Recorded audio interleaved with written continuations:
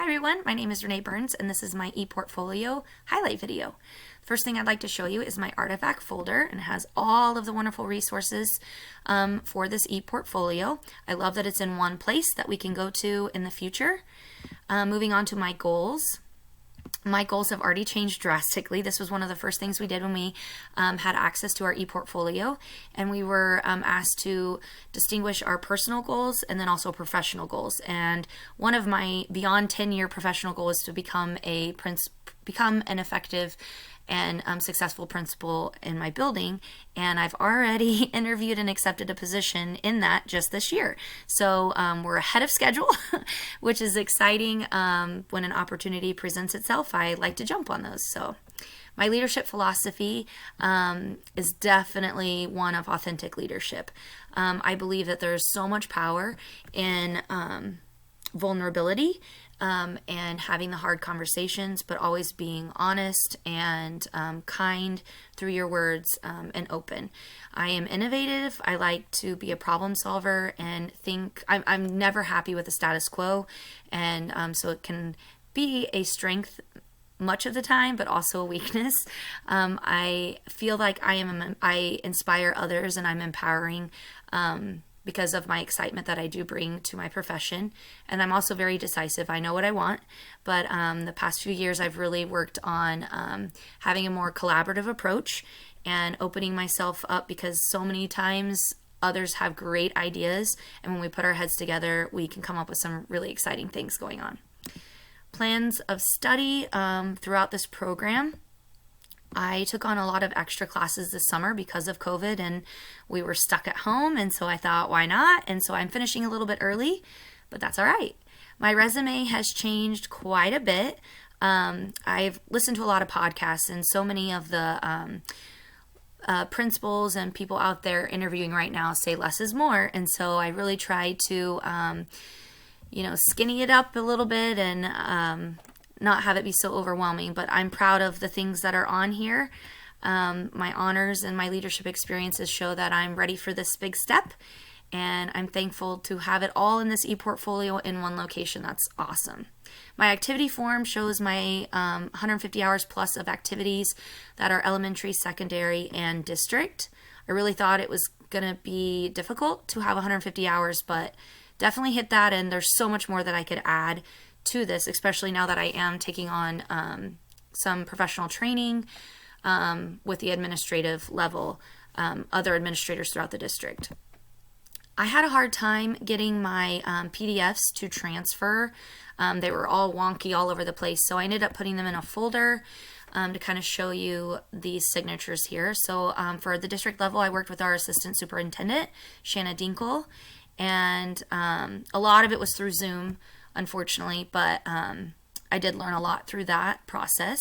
My elementary signature is from Vicki Guile, and she is my building leader right now, and I've done a lot with her. And then my secondary signature is from Shauna Zweifel, who is the middle school assistant principal, and I spent a lot of time with her this summer, and that work was mostly with scheduling, mission statements, and things like that. The students weren't there at school, and so we had a lot of time just to sit and discuss, and I had the chance to really ask her a lot of questions and get clarity on kind of the difference between secondary and elementary. My annotated bibliography was a lot.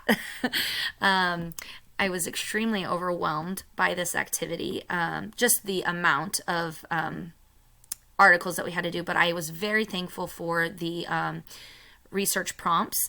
I feel like that helped a lot, the questions, and helped me guide kind of where I needed to be looking and what kind of areas that I was looking for. I think if you would have said 33 articles, it would have been too much, but this really helped organize my thoughts and my research.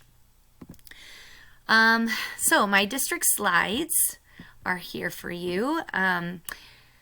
Definitely, again, because of COVID, I feel like it was kind of unfortunate because a lot of the activities were through Zoom, or I used a lot of my coursework to show through the district level. So professional norms though I love that activity because it helped me look outside my building at our PLCs. It helped me look building wide, district wide, but also into smaller groups within our PLCs and vertical teams and things like that.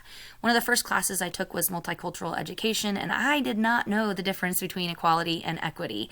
And that was a couple years ago, but I'm glad that I took that class right off the bat, because that obviously is a very important thing for you to understand as you move throughout the process. So this was one of our district trainings for MTSS. As an administrator, so as I'm making this transition, I'm attending a lot of these activities, and this was a great rubric for us to kind of shore up our structures and rethink how that's going to look next year. I love that a lot of our activities were relevant in our own community and had to do with our building and taking our handbooks and sifting through those. So many of the activities did that.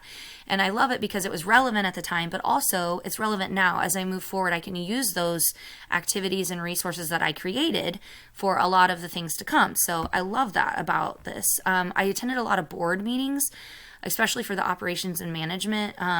Those are always so helpful because you're learning the language that they're using and the initiatives that the board is really pushing. And that was a really great activity for me to attend all the board meetings. So the elementary activities, I could go on and on forever. There's so many great activities. Our accreditation through the state is AKISA, and we spend a ton of time on that, setting goals and looking at data and determining kind of where we're headed. This year we have we stalled out at year 3 and just took the break this year, but we'll get back going next year with that. We adopted Safe and Civil Schools and have done a lot of training with Randy Sprick, and so professional norms was something that we've spent a lot of time on dealing with, guidelines for success, and shoring up our common areas and those expectations that we have throughout the building. I am a firm believer in self-reflection, and so the reflective practice, that any time we had to deeply reflect on our buildings and our district, I really enjoyed those activities. Improving school culture, process journal was a great one too. I love this assessment calendar because it's something that I can come back to and adjust, modify as things change, things that I can use right now in my profession. So that's great. Nurturing professional development. Two-way communication, I use Seesaw, and I'm one of the leaders in my building, and so I spend a lot of time training other teachers and building that staff capacity on how to effectively communicate, not only with their students, but with parents and families. I reach out to our communities annually for our career day, and it always has a different theme, and so it's not always the same businesses or organizations that I'm reaching out to. Every year it's someone different, and so we have strong relationships with many of our community organizations and businesses. An attendance targeted communication was a big part of Safe and Civil Schools as well. Our data analysis, I love our case studies. For my brain, I am so fast paced, and it's hard for me to slow down and really give myself that time to have a decision making process. And so the case studies really allowed me that chance to think about all the possible consequences, the pros and cons of the choices that you're going to make. The case studies were by far the most beneficial for me and how I learned. So I really appreciated all of those. The ADA accommodations, I really, prior to this, the master's program, I was not aware of a lot of the laws and policies, regulations going into special education. And so these were good for me as well. The hiring process, I've now gone through it for the administrator position, but I've also been on the other side of it where I'm hiring. And so I feel comfortable with that part of the job. The literature review was also wonderful practice for me. I work very closely with Fort Hays and the student teachers and the interns. I love that the energy they bring. As I become more experienced as a teacher, I don't ever want to grow comfortable with where I'm at. I always want to be challenged. And so this has allowed me to share expertise, but also learn so much from the new teachers coming out of Fort Hays. So moving on into secondary. The school mission. There was a lot of activities dealing with school mission and vision, and just understanding that there is a difference between the mission and the vision. And our district does a fantastic job of selling the mission and making sure all staff members are aware of what that is. Our superintendent has done a fantastic job of that. Annotated bibliography. I had a short annotated bibliography through one of the classes, and I'm so glad I did, because that really helped me prepare for the doozy, the big one for ePortfolio. So I'm grateful for that experience. Resource needs for equitable opportunities. That was a helpful one. The middle school scheduling was eye-opening. It's very different than elementary. I can't even imagine what the high school is like, but just such a bigger school and so many more students, and offering, alternative classes, and it's just a lot to think about. So that was a really good activity for me. Advocating for school needs. Again, this was a case study, and I benefit so greatly from the case studies. Challenges of the school systems was an activity through the board meeting, and then meeting with district leaders to kind of understand the concerns and the need for action, quick action. So finally, my reflection. Basically, throughout the whole reflection, I express kind of the feeling of being overwhelmed, because I am someone who reads a paper and understands the importance of taking this step in this direction. Maybe it's a global perspective or whatever it is. And I want to go back to school, and I want to make a difference. And I feel like I have to slow down, and I have to really think about what is the immediate needs, what are the priorities of the teachers. And so I speak a lot about my interview process, and I have ideas of what I want to do and the changes that I want to make. But it's not me. It's the staff, it's the students, and what has a greater chance of making a difference. And so I have to slow down, and I have to consider kind of what they feel their needs are. And so when I did have the chance to ask questions during my interview, I asked, what do you see? What are the areas that you need from me year one?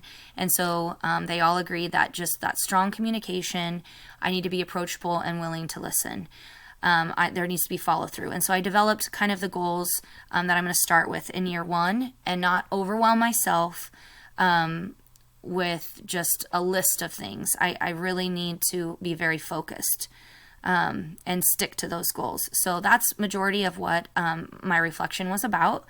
I like this activity as well, where we went through the classes and just kind of summarized the activities and what we've learned from those. So I appreciate this so very much. I hope I covered everything, and I have learned a massive amount. I feel ready to take on this new role, knowing full well that I have a lot to learn yet, and that will come. But I'm thankful for this opportunity, and I love that it's all in one place for me to refer back to. So I wish you all luck in the future, and thank you for helping me throughout this process.